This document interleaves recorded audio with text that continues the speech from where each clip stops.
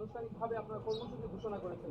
এই 4 মাস আপনার নীরবতা থাকার কারণটা কি কারণে আপনার নীরব ছিলেন? দেখেন, এইখানে কোনো নীরব ছিল না, আমরা কেউ নীরব ছিলাম না, এটা খুবই সুস্পষ্ট। কারণ হচ্ছে মানে ইনকিলাব মঞ্চের জায়গা থেকে, যেমন গতকালকেও আমরা একটা প্রোগ্রাম করেছি এবং সেই প্রোগ্রামেও বলেছি যে শহীদ ওসমান হাদির হত্যার বিচার হওয়াটা অত্যন্ত দরকার।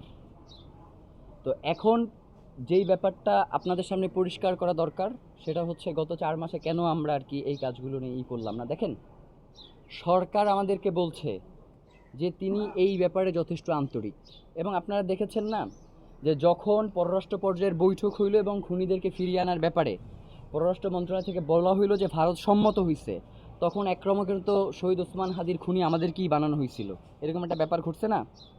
এবং আমরা কেন পোস্ট দিতে দেরি করলাম এইটা নিয়েও আমাদেরকে বিভিন্নভাবে করা হয়েছে। আপনারা জানেন যেই দিন এই ঘটনা ঘটছে ওই দিন আমরা রাজু ভাস্কর্যে শহীদ ওসমান হাদির এই ব্যাপারটা নিয়ে আমরা একটা আন্দোলনের ভেতরে ছিলাম।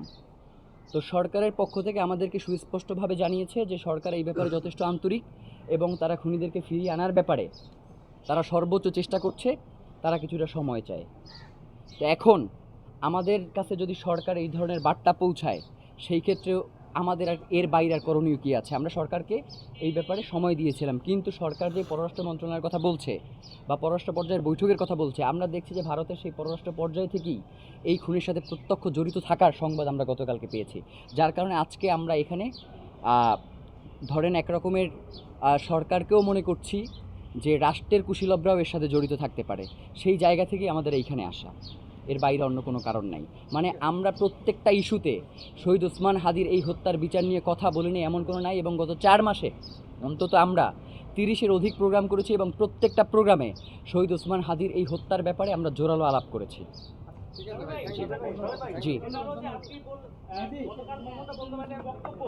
এবং শহীদ ওসমান বিন হাদির ভাইয়ের যে স্ট্যাটাস, সেখানে কি এটা কি কোনোভাবে মিল হয় কিনা, যে কোনো সমীকরণ কি তার মধ্যে কিনা আপনারা, যে তার হত্যার সাথে ভারতীয় কোনো গোয়েন্দা সংস্থা এবং এদেশীয় রাজনৈতিক দলগুলো সম্পৃক্ত কিনা? মানে ভারতের সংশ্লিষ্টতা এটা তো খুবই সুস্পষ্ট। মানে ভারতের সর্বোচ্চ পর্যায় থেকে মমতা বন্দ্যোপাধ্যায়কে বলা হচ্ছে যে তুমি চুপ থাকো, এইটা দেশের বিষয়।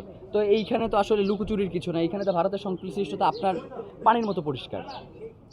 আপনি আপনার বক্তব্যে বলেছেন কেবলই যে ভারতের এই গোয়েন্দা সংস্থা এসে তো এই দেশে খুন করে নাই, শরীফ ওসমান হাদিকে খুন করতে এই দেশের লোক।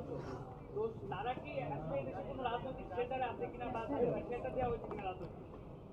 আমার কাছে মনে হয় যে ভারতের নিয়ে বেশ কিছু বই আছে, তারা কিভাবে তাদের অপারেশনগুলো পরিচালনা করে এইটা যদি আপনারা কম বেশি পড়েন তাহলে বুঝতে পারবেন যে সে আসলে দেশের অভ্যন্তরে ঢুইকা হত্যা করে নাকি দেশেই তার নিজের এজেন্ট ঠিক করে হত্যা করে, এইগুলো আপনাদের কাছে পরিষ্কার হয়ে যাবে।